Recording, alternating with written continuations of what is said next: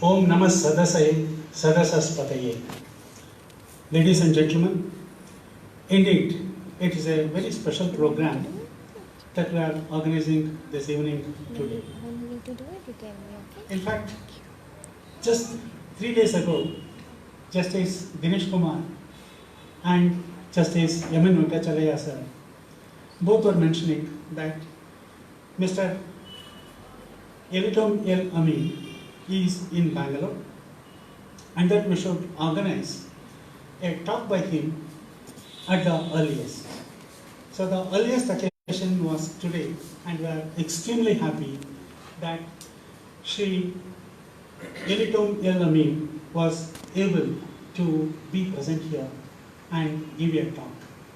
And what is the subject? It is really something which is very unique.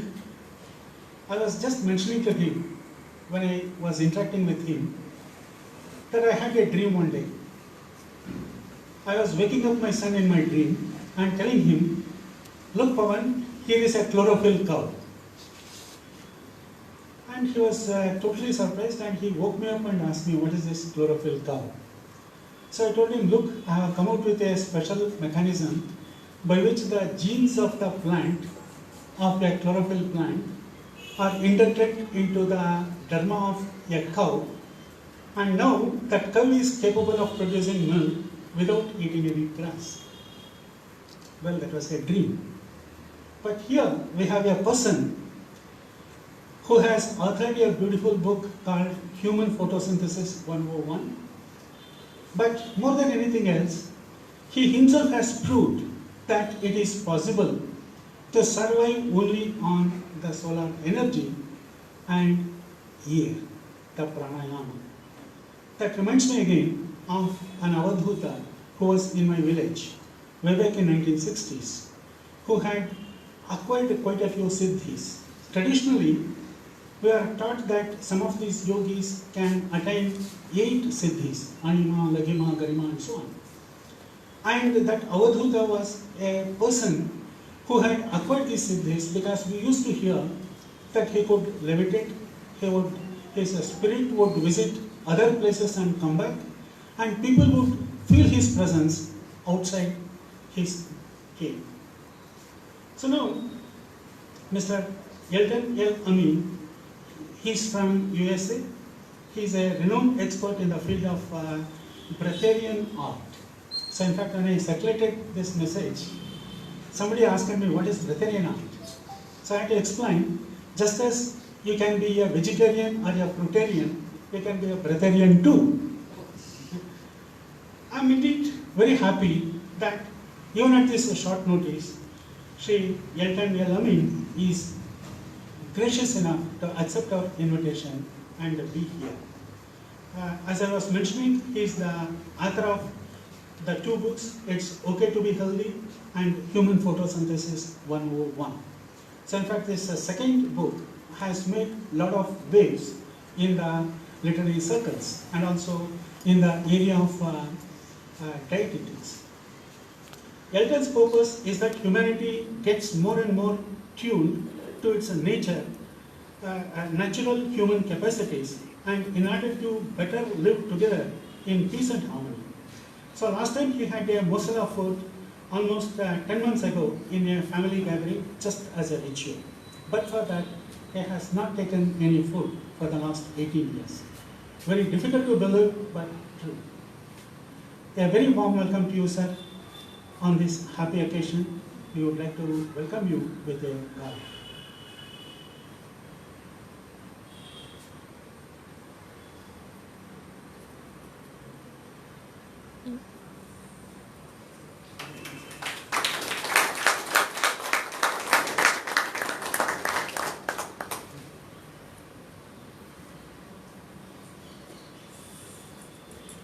So I request Dr. Ravi to honor him with a traditional shawl.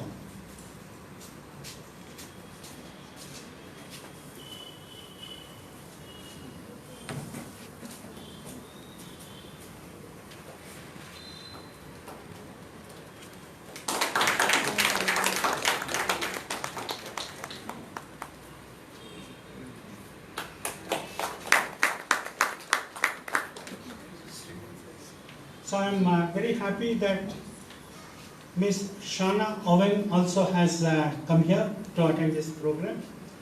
I'm extremely happy that we have the legal luminaries, Justice Ramesh, Justice Yamin Venkachalaya, Justice Dinesh Kumar attending this program. A very warm welcome to all of them.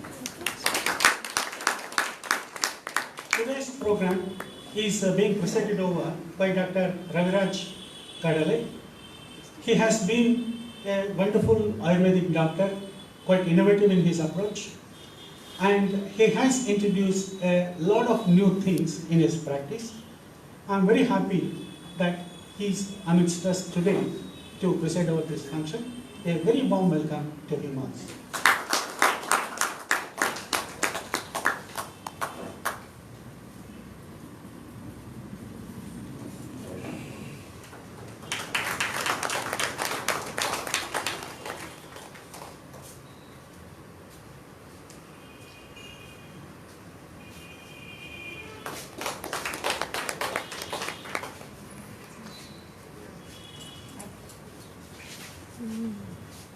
I would not like to stand between you and the speaker today, Mr. Elitom El Amin. I would request him to speak about human photosynthesis 101, and after that we'll have almost about 25-30 minutes for any interactions. Definitely there will be questions, and we welcome all the discussions. Thank you.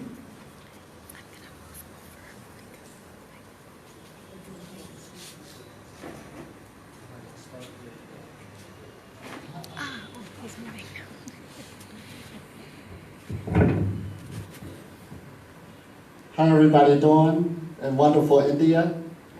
I'm Elitom El Amin, and I'm from America, and I'm a breatharian and breatharian teacher. Now we use the word breatharian, but here in India there's a word called prana that everybody's used to. It also means breath. And many different cultures around the world are talking the same language, but the definitions is different.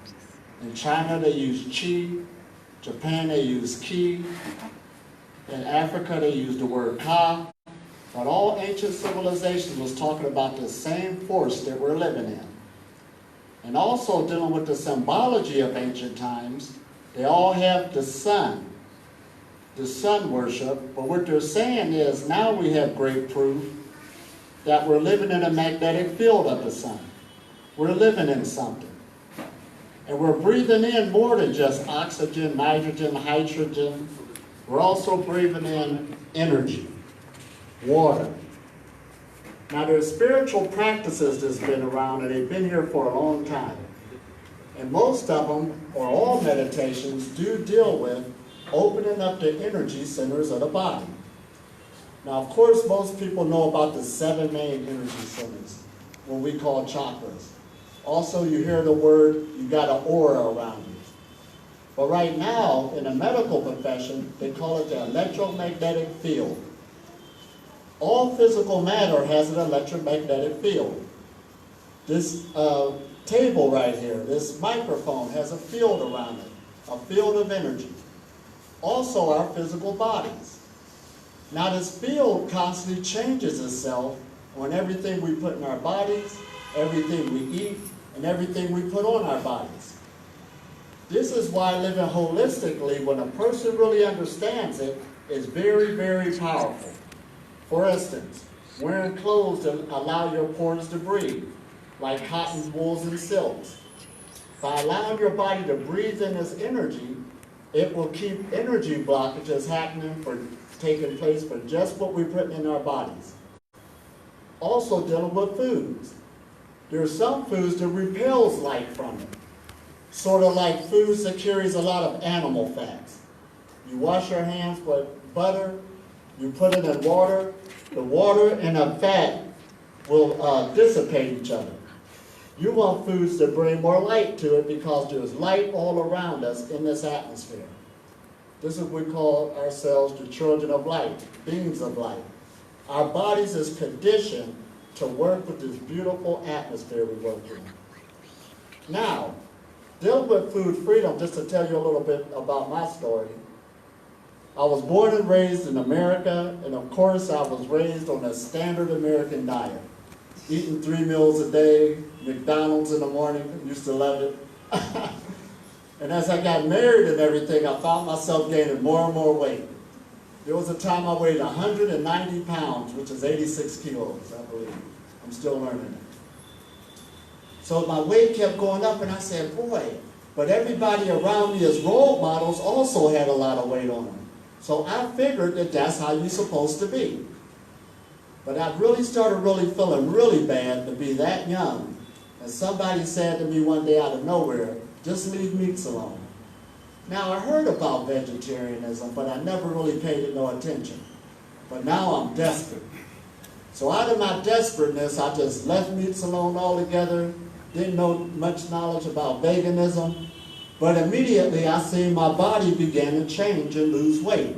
I began to feel better by leaving alone those dense foods.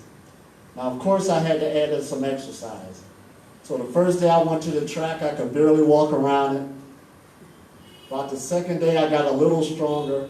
And after a while, I was able to really get around the track and see my body shape itself even more. That's the power of a holistic lifestyle again.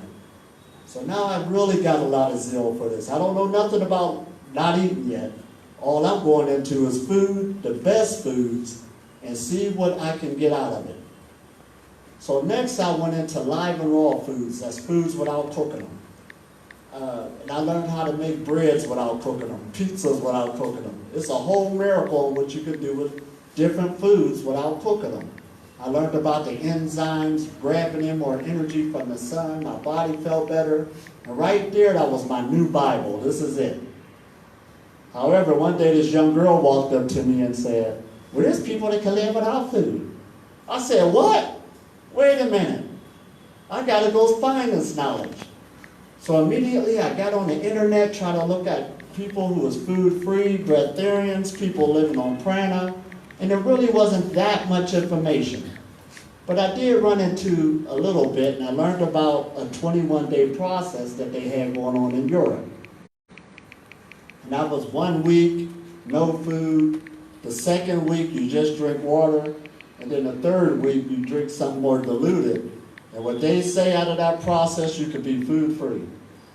Now, I heard about this, but I just got married, just bought a house, and I can't afford to take 21 days off from work. I said, how am I going to do this? I really want to do it, because I had great zeal back then for really wanting to learn more spiritually, and also to better myself. So then I said, I got it, I'm going to create my own plan. I was already 80% live and raw foods. I was fasting once a week for spiritual purposes, keeping the Sabbath. And also, I started to learn about meditation. And meditation really transformed my life because it was very powerful. Again, these energy centers on the body, I began to learn where they're at, focus on them, and really see my energy begin to rise. So I said, this should be easy for me as I learned more and more about living food-free. So it wasn't no doubt to me at all. So one day I said, I'm about to start the journey. So the first day I went into it, it was easy. No food, I'm walking around. This is easy, I got all this energy. Second day was easy. Oh boy, I'm meditating, I could do this. This is easy. Third day was easy. Then one day there was a knock at the door. It was my sister. Now, she never comes visit me. But all of a sudden, she wanted to come visit me when I'm trying to be food-free. And guess what? She got a box of chocolates in her hand. Could I leave this at the house? And I said, why, sure. So the box is in the corner. I'm sitting there watching TV. I kept looking at the box. So to make a long story short, I woke up in the morning and I got all of these chocolates all over me. I said, oh no, I failed. What happened? I thought this was easy. So I started to really put myself down. Oh, you can't do it. This is too hard. But what I realized as I got myself together was, okay, as one level, trying to open up your energy channels or go mechanically or physically, but the main battle was with my own mind. Food is a relationship. And in our life, there's certain foods we all love. The foods I loved was avocados, Fritos, and chocolate. Those are my three right there. Everything else I can leave alone. I know a lot of y'all got favorite foods. What is it? Anybody want to say their favorite food? Their favorite love affair? Chocolate for sure. Chocolate for sure. Oh man, it's something, isn't it? And that didn't happen overnight. So you got to understand, being food free, when a person first hears it, it's a process, because you're going to deal with those old past memories and those old past habits inside you. There's work you have to do with yourself. This is what we call the term spiritual cultivation. You're working with something. Just like you're taking a plant that used to be in a bad atmosphere, bad soil, bad sunlight, and you want to take that organism and put it in good soil, good sunlight, water it good, and it will change around and turn itself around. We're the same way. We need good environments to be in. And plus, if you're equipped with the right knowledge dealing with these energy channels, that is very powerful. Because all of us is working with energy.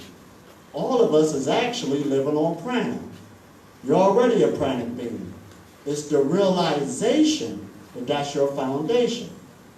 Oh, this is powerful. And when you deal with the three treasures of life, the first treasure you have is breathing, the second is food, and the third is water. Now, food and water, you can live without a lot longer than you can without breathing. Breathing is the primary substance of life. Now, once you understand this, it being a primary substance of life, protein has the same definition. Protein means primary substance. Now, I know the medical profession, there was a time they said, you only can get protein by eating meat. We fell for that one. I got real fat. And then now we can prove you can get it from vegetables and stuff like this. But the primary substance is actually in the air we living in. This is a substance. This is very powerful, and this is what's keeping everybody alive. This is energy we're working with.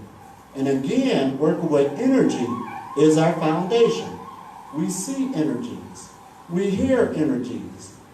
Everything is energy, but now it's about time to get the right knowledge to make the right energetic connections so you can have a better energy flow.